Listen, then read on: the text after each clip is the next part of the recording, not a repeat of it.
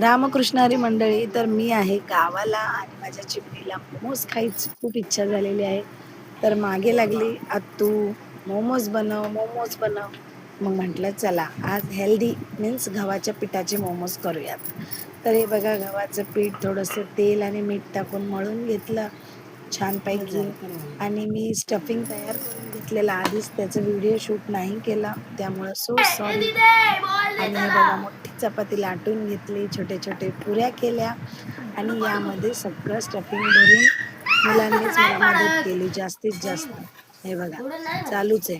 आमच्या बकुडीनं तर खूप छान मोमोज बनवलेले. जे छान मोमोज दिसतायत ना ते सगळे बकुडीनंच बनवलेले माझ्या.